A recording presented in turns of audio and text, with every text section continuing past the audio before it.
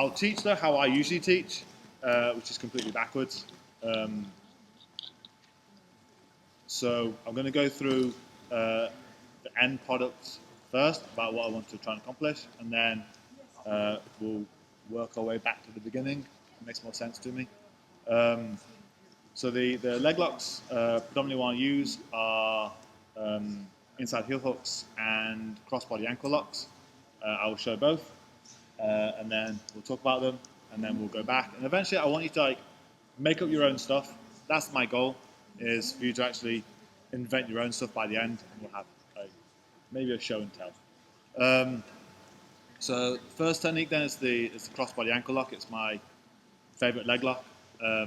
Be careful, I've broken a lot of ankles with this. It is quite powerful. Why are you laughing? I'll borrow you then. Do this to yourself. So, the crossbody ankle lock. Again, this is maybe not your usual way of doing jiu-jitsu. It makes more sense to me. Knowing where you want to be, I think Vim said it as well. So the crossbody, so this is, if I'm in between his legs, a straight down the barrel ankle lock, so it would be his left leg to my right hand side. That's a straight ankle lock. I want to do a crossbody, so instead it's going to be his right leg under my right arm. You with me so far? Okay. The break, I think, as Rene said, is the outside of the ankle here. Usually if you're going to do a straight down the body ankle lock, I need to try and find a way of using my elbow to turn his foot facing inwards like this. Yeah? And then lie on it, go belly down, and then I bridge for the ankle.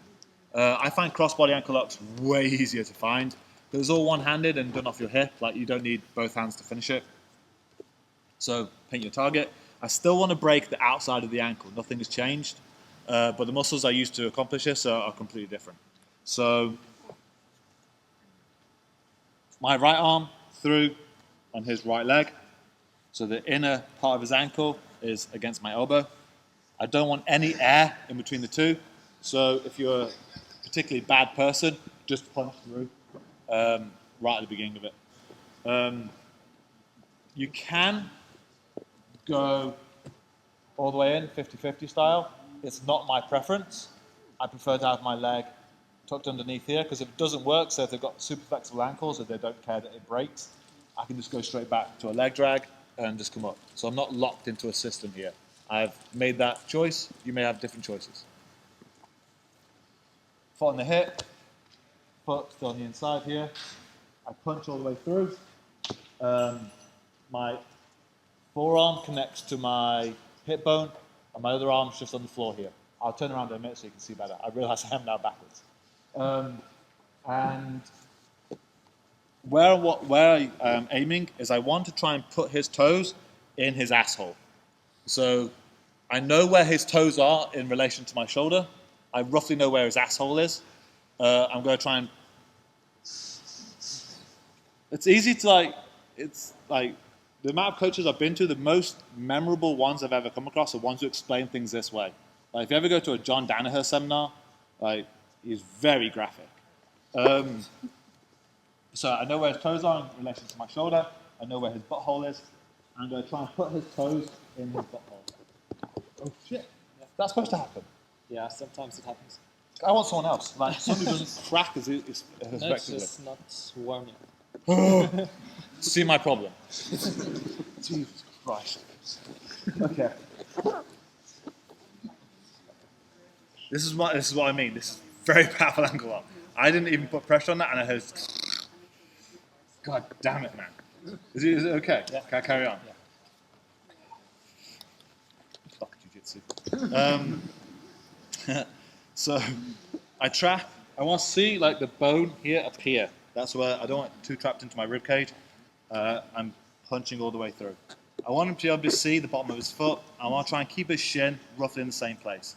If I keep turning, the leg keeps turning, nothing happens to the ankle. But if I can keep the leg roughly in the same place with my legs, so I've got a minor control, I then just keep turning, and I try and put his toes in his butthole. So I'm dropping my shoulder a little bit. I roughly know where his butthole is. It's roughly where my little toe is. I'm like, oh, will they go in? And then you get the break, as you heard. So if you didn't hear, I really heard it. So that's the end product. That's what we're aiming for. This is the position I want to be in. So, like I said yesterday, I don't care how many times you drill it. Do it once for all I care. But really, like, look at where you are. Look at your positioning. Like, examine where everything is.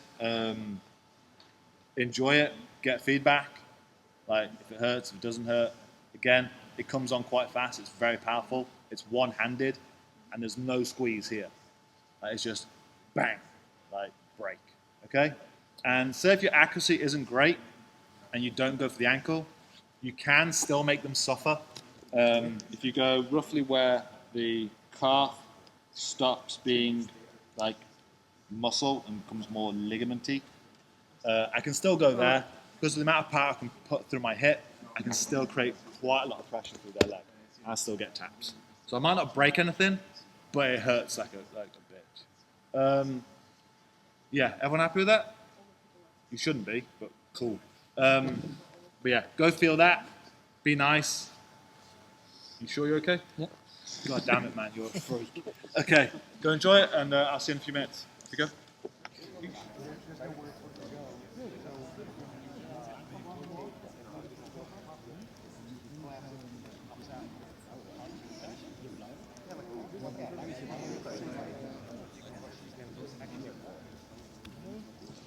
Well, this is like the most terrified I've ever been teaching anything ever, because I know how easy it is to break ankles with this. I've broken a lot of ankles with this.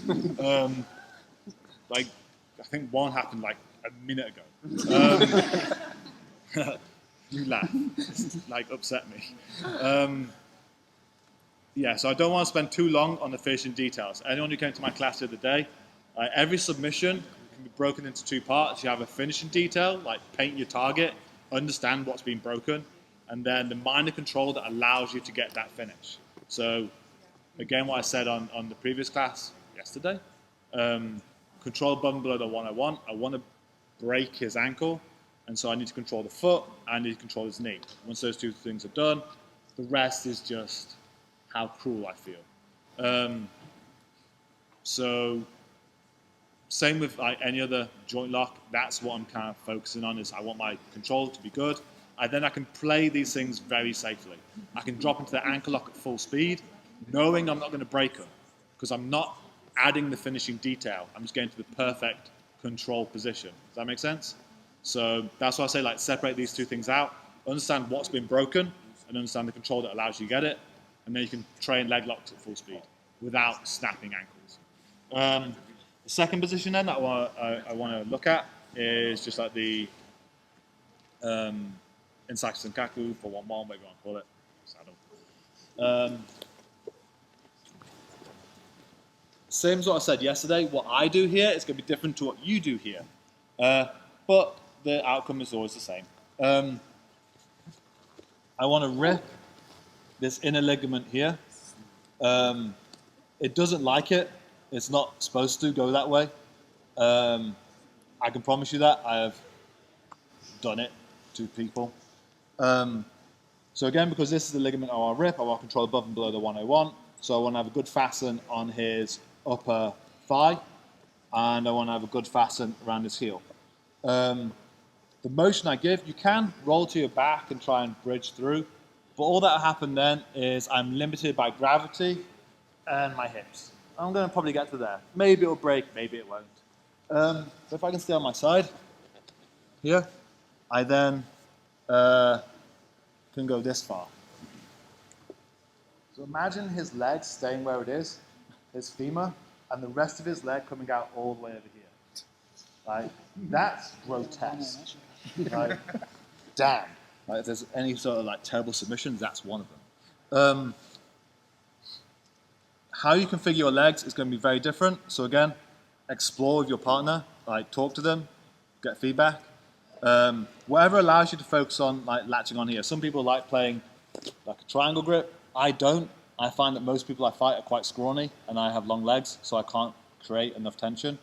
There is the opportunity for the Lotus Grip, where you have your foot tucked underneath the far butt cheek, and your close side foot tucked underneath the near side butt cheek, so that I can squeeze. And if they like go like white belt crazy, I can just like release the pressure, because then I've released the joint above the one I want. My personal preference is I angle my foot, this one, heel away from me, and dig that. So it's not toes out, it's toes facing inwards. And I push my hamstring in towards my glutes, in towards my heel here. So I already get a lock just from the pressure I can kind of create on his leg. That's pretty tight. Okay, so I'm driving my hamstring into his IT band, and I'm driving my heel down into his butthole again. I isolate the heel by lying fully on my shoulder and driving his toes back towards his body. I try and shorten his leg by pulling myself together, and it's pretty tight now. And then the motion is, like, again, this is good control. Like, I'm not going for the finishing detail. I know if he tries to move now, he'll cripple himself. But I've got good control. The finishing detail would just be extension here. And because of how much area I still have to go, I will rip that quite effectively. And if you're curious, it feels like wet cardboard, like going like a cereal box when you open it. If you're curious, I knew I was. Anyway, so this is the position we're going to get into. You don't have to do the finishing detail. Focus on getting that nice control, driving in above the knee. You're going to laugh. So again, the best way I've found of describing this, like of where to put the pressure, was from Imanari. I did a seminar with him in Amsterdam last year, and his explanation of this, despite his like low English, was perfect. Have you ever seen like the film Alien? Right, you know the chest burster scene, right? You want to recreate that scene with his knee as the chest, and you know where I'm going, and your genitals as the alien. Okay, so like he was a lot less English than that was. It was like, oh, cock, blah. I was like, oh shit, I know what he's saying. But now it's like, you know, oh, you got that scene in your head, you'll do really well. Because people like twist, they do that kind of stuff. No, like imagine, like, blah. Right, so there's the chest. You make the alien, and you want to recreate that scene, and it doesn't have that far to go. Okay, you don't have to go full chest burster on it. I love jiu-jitsu then. Okay, so go recreate alien. You don't have to go that far. This ligament here doesn't have that far to go. But focus on the control that will allow you to get it. If this is weak and this is weak, that's going to take a lot of effort. Like that ligament there has no play in it. It doesn't like what I'm doing to it. So if it takes 1 or 2 mil worth of movement, like you're doing something wrong. Like if you're going like an inch through it, like you haven't obviously got good control. So focus on the precision, like Wim said, and then everything else should be super easy. Make sense? Like go recreate alien. You can, yeah, the Lotus Grip, yeah.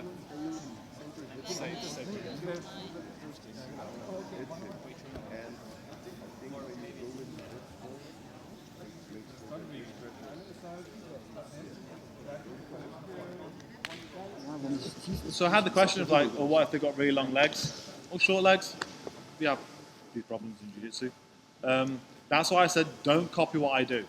Like understand the concept of what I'm trying to accomplish about I need to control above and below the joint I want. After that, it's really up to you, like figuring it out. Like, because I can't tell you how your body is. Like, it's definitely it will change depending on who you're fighting and your body type and you know how you age, etc. As long as you can create like a tight grip on the top of the leg, I couldn't care how you do it. That's why you have all these instructors coming out saying, "Oh, you have to go for this triangle or this setup with your legs." And it's like, yeah, it probably works for you, for your leg type, against the people you normally fight. But then you try and teach it into a class of like 100 odd people, and oh, I can't get to work on these legs because it wasn't made for you. So it's because you're ignoring what you're actually trying to accomplish. You're trying to replicate the technique. So that's why when I say like when you learn a submission, separate the 2 parts out. Separate out the finishing detail because that's very definitive. Like it's only a certain thing I'm trying to rip or tear or break or crush. The thing that allows it to happen, the underlying concept of control the joint above and below. That's very personal to you, and that is up to you to go find and explore. Get loads of different opinions. I wasn't happy until I'd seen like 24 different leg lockers and how they latch onto the legs. I was like, that suits me. I now know the way I want to do it. Like, don't just copy what I do. It's not going to suit you. Sorry. So we have our finishing details. We have where we want to be. We have our minor control position. So the general crux of the class is attacking top to go bottom. In other words, make them think of something else. Have a jab and a cross. So the first one we'll go for then is faking a pass to go for a leg lock. My favorite. I won't borrow you, because it's an ankle lock again. So for that, every time I learn a submission, I like taking one step backwards instead of going forwards. Like Wim said in his class about hand fighting is a massive tent of like chaos. Like if you try and if I teach a certain sequence of hand fighting, it's like trying to put like a laser pointing through smoke. It's only hurting a certain amount of particles. Everything else is kind of getting ignored. So I don't like teaching setups. It's very personal to you. Just know where you want to end up. So I know I want to be here. This is my minor control. I know once I have my minor control, I can swing through and snap his ankle. So I feel this, I then take one step around it. So I feel, right, okay, I want here. Cool. So I'll do whatever pass I like, so X passes, Toriandos, or whatever. I'll fake my X pass, he's thinking, oh, damn, pass. So he brings his legs back in again. Oh dear. And before I've even hit the deck, I've broken his ankle. Legit, there's again, footage of me breaking a dude's ankle at 9 seconds like this. And again, I've probably used it on people this week. But I don't want you to copy this. Do this if you want, as a demonstration, but again, it's a example of the concept in action. So anytime I can get my knee underneath his knee at the side, I have my ankle lock available. Anytime it's like this, okay? So it can be whatever pass suits you, that it ends up like this. It could be a leg drag. It could be, one of my favorites, is not even there. I could be going for knee on belly, and he blocks with his leg. So he's there thinking, he's going for mount. Cool. No, I was going for a leg lock all this time. Anytime I can shelf his leg. To the point where, so my students I'll play knee on belly, and they'll push me. And they'll get the exact same leg lock on me. So anytime you have that kind of leg drag, shelf of the leg, this leg lock is available to you. And so now it's up to you to find these little jab crosses. You can fake something, fake a mount, he blocks, and it's there for you. Or you can be playing, fake a pass, he's thinking pass, pass, pass. He wasn't thinking of that. But now I can train that completely safely because I've got to my minor control. I didn't have to do my finishing detail. So I can train this at full speed. So I'm playing, and then this is what I want. So get a feeling for this. I then want you to do resistance-based training. It's drilling, but sparring at the same time. So I'm the designated winner. He is my partner. Otherwise, it's just having a grappling dummy again. I want to have him give me stuff to work with. I want to play a bit of a passing game with him. I want to be playing knee slices, and he's going to give me stuff to work with, like a good pad man. He isn't just going to sweep me and get me stuck in guard and make my life miserable, but he's giving me stuff to work on so I can work on my timing. If I make mistakes, he might, give me a bit of a knock in the head or something. But in general, he's been a good pad man. He's given me something to work for. Okay, does that make sense? So understand where you want to be, examine it, and then play. So let's go. Oh, and it happened. Okay? He wasn't thinking, and then we play. Does that make sense? So have a bit of that kind of play into your game. I don't want just you copy what I do and then not use it for the rest of the week. I want to use it by the next open mat session. So play. Be low pass. If your style isn't standing passing, cool. Play low style passing. Play some double unders. See if you can find it. It happened again. Okay? I don't know, make it up. You know what you want. You know the circumstances that will allow it. You know your game. Build it in. Have these good drills. Tell your partner what you want, what kind of style of guard you want them to play, and build it into your game. Make sense? Have a play. Off you go.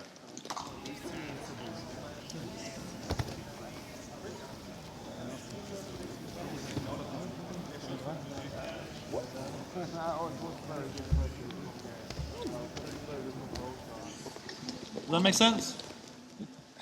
Has anyone got like slick? Like, genuinely, I'm curious. If anyone wants to like show what they just came up with, I'd like to see it. If you didn't copy what I did, I actually am curious.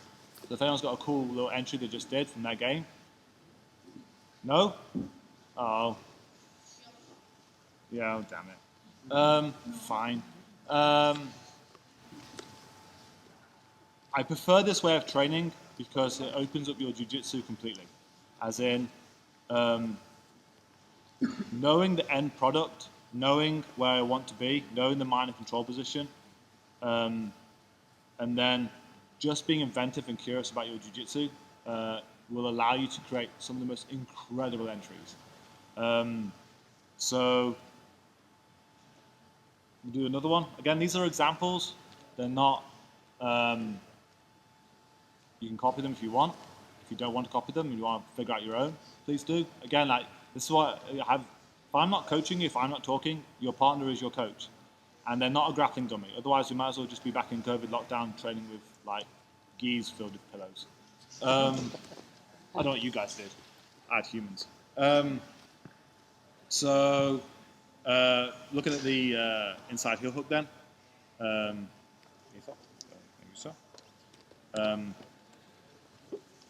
So this is the position I want to end up in. Again, examine it. Go, So I need to get this leg there, this leg there. Okay. And then explore. So normally when you're attacking the upper body or attacking something else entirely, like on that previous one where I did the pass or the fake to mount, they're thinking pass and fake to mount. Okay? If all you have in your passing game is a pass, like all you're throwing at the other person is a jab. Okay? And they're just defending a jab. And if they are superior at keeping guard against that pass, your style of passing, then jiu-jitsu becomes super frustrating and it becomes really hard for you. But if you give them something else to think about entirely, then like if your guard game is just like when you're like standing in someone's guard and your entire game is leg locks, they're just going to be defending against leg locks. They're not thinking about passing. So have both in your arsenal. There should always be a jab and a cross option. And it's the same with like going submissions on upper body to lower body. If you're thinking armbar or kimura, they definitely ain't thinking legs. So easiest way of learning it, know what it looks like, know which leg is on the inside. Again, that's why I say that drill once. Don't have like, oh, my 5 goes, your 5 goes. Examine it. Really get like, do both sides. See which one you prefer. It is okay to only drill one side in jiu-jitsu. Like I said yesterday, if you have like a dominant hand for writing, do you spend equal time writing with your other hand? Probably not. It wouldn't make any sense to. So why do we do it in jiu-jitsu? Like if you might have both sides, which you can kind of work both. But if you only have a dominant side, just do your dominant side. It's cool. But examine it, see what it looks like. Okay. And then go to like an upper body submission. So here's my example. I've gone for a kimura. He definitely ain't thinking about his legs right now. He's thinking, he's going to break my arm. If I put my leg through here, he really wasn't thinking about the leg lock. But it's that easy to find. Because all I have to do is put one leg in the middle. So I look at this position here and think, similar to where I was just. And then we play. So you can find from the kimura. Other option, again, these are only examples, you can figure out your own, is you've gone for an armbar on your back. And this scumbag has put his foot in between his legs. And you're like, no armbar. So, let's fix him. Oh, yeah. Normally if there's a leg in the middle, you can find a heel hook at some point. So again, these are my examples, not yours. Steal them if you want, I don't care. Kimura, I'll do it the other way. Kimura, he's not thinking about anything else except what I'm doing to his wrist and his shoulder. And I put that through there. I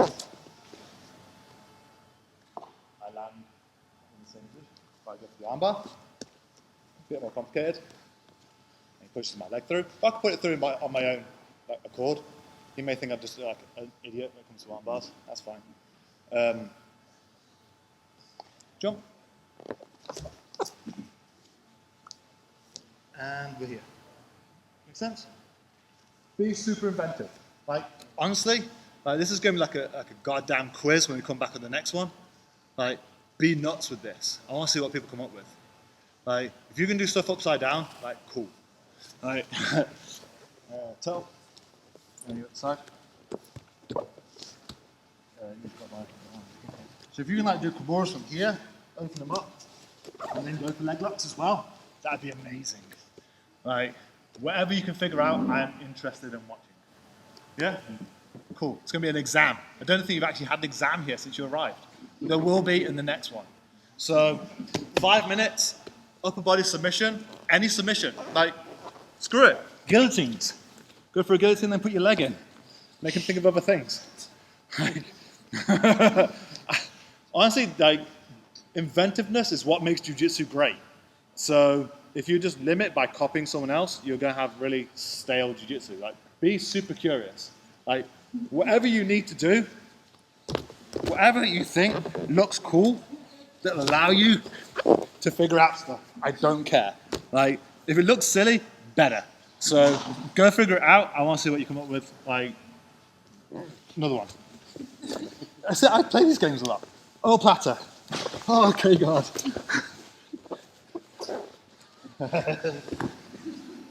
Okay, go play. I want to see what happens.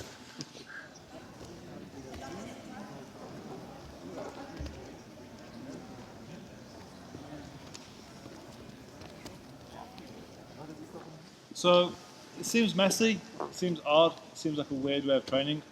That was kind of the point. So, I said my preferred way of drilling, I'm going to talk about this, I have the next class as well for you. So it's finish this one at 4, then it's 2-hour open mat, then I'm back here at 6. So this kind of leads into what I'll be doing on the next session. It's just change the way maybe you can drill of doing end product training. So you can separate your submissions out from the finishing detail. It'll make your submissions just better. See the minor control that allows you to get that submission, and then work backwards to that minor control. Like, say if I was like, how many people here have done like who learned the armbar from guard when they first started doing jiu-jitsu? Majority? How many people actually still use that on like a good level? Everyone abandons it. Why? There must be something really wrong with how we do armbars then. If we can take that fundamental technique you learn as a white belt and then not use it ever again. Which must mean that either it's a terrible technique, which it's not, or we're training it wrong, which we probably are. And so I prefer this like backwards training. So if I was to do if I was to teach like the armbar in my gym, guard, is I'd start from the end. I'd look at all the parts. So here, roughly, whilst I talk. So the end product then is the final detail is I want to break the elbow. That's the definitive crux of what I'm trying to do. So then I go back a step, and the minor control is me controlling above and below the joint. So I want to control his shoulder, and I want to control his wrist, or above his elbow as much as I can. So I'll then focus on what allows me to get the best control over those. So I'm squeezing, pulling his posture down, gripping on for dear life here. Okay, well, that'll probably allow me to get a decent armbar. I'm then going to work back another step and go, right, from there, I need to roughly probably get to about here to get that armbar. I can then go from there to get in my armbar. Cool? So I know what that looks like. Right, so all I need to do is get my leg over his shoulder. So then I'll say to someone, right, you're my pad man now. So it's not going to be the normal way of, oh, you have to go above the arm, put on the hip, and come out to the side and throw the arm bar. It will never work. Because that's a very, very certain set of circumstances. So instead, I'm just going to hand fight him. So I'm going to win. If he doesn't let me win, he's a bad training partner. I may as well just go and get the grappling dummy out. But he's going to throw me stuff. We're going to hand fight. He's going to fake the pass. He's going to posture, stack. You know, be as someone would in sparring. And then when I get the opportunity that feels right, that I can throw my leg over his shoulder, I'll then go for the armbar. So let's go. This is how you should draw. Yeah, we go. A bit more resistance, a little bit higher.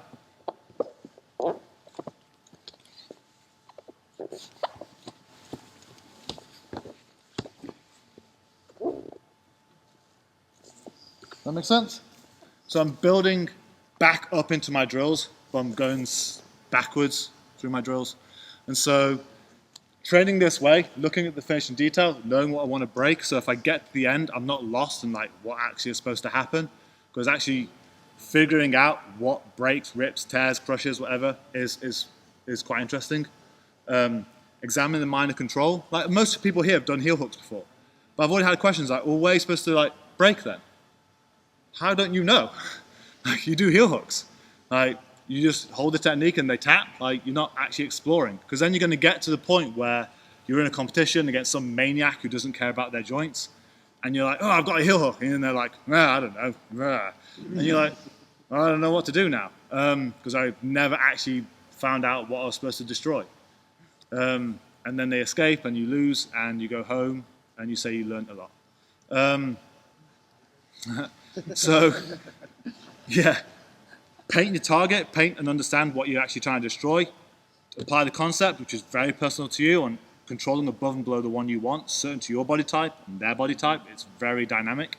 And then work backwards from it. Like, go like a step backwards and think, right, how would I end up here? What kind of circumstances would lead me to here? And have someone who just rolls around with you. Like, I know that for my ankle lock, I just need to be here in a drag, okay? So I'm going to play multiple, I'm just going to like roll around with someone. I'm just going to hunt this. I want to end up in this situation.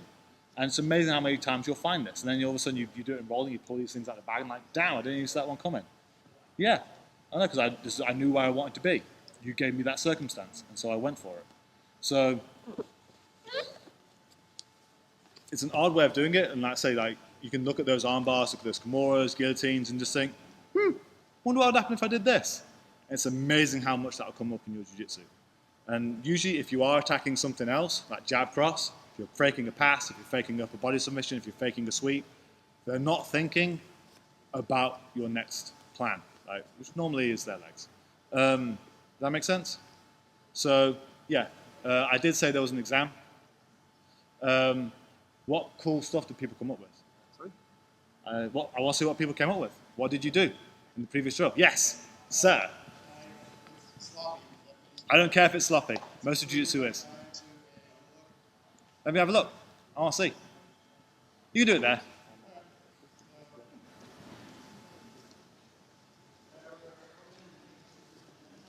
Yep.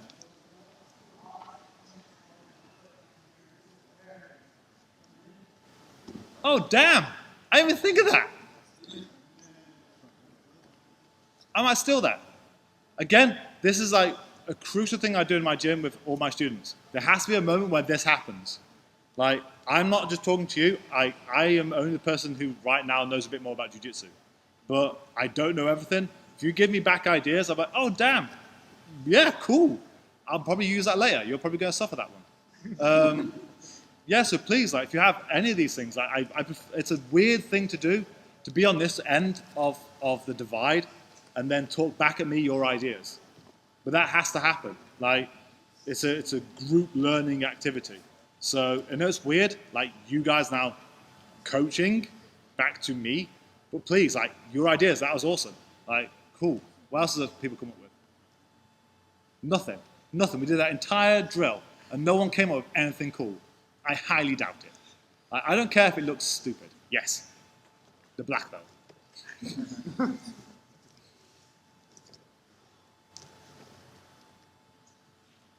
Oh, yes. Perfect. Yes, that was awesome. Go use it. Like, if you see any of these ideas now and you want to go drill them, like, please. Like, anything else? Anything really cool looking?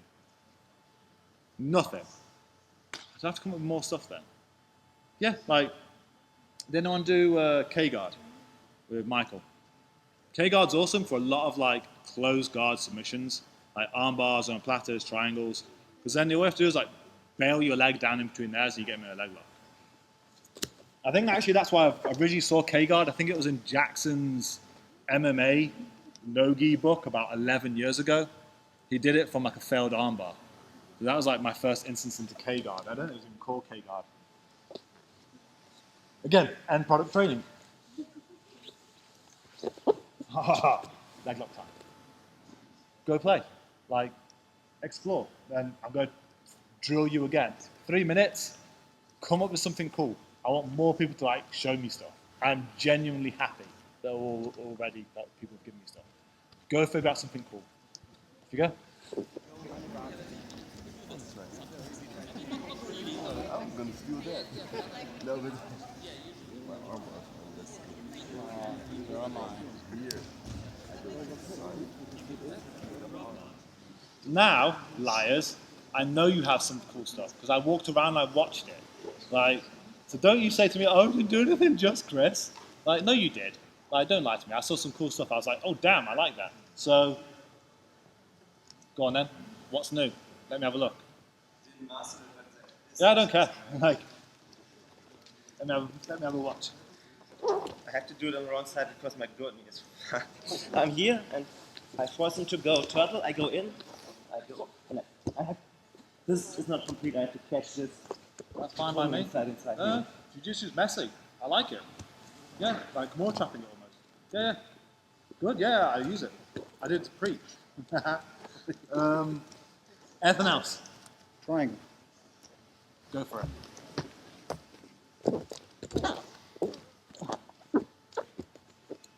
Got caught in triangles. I want to smash him.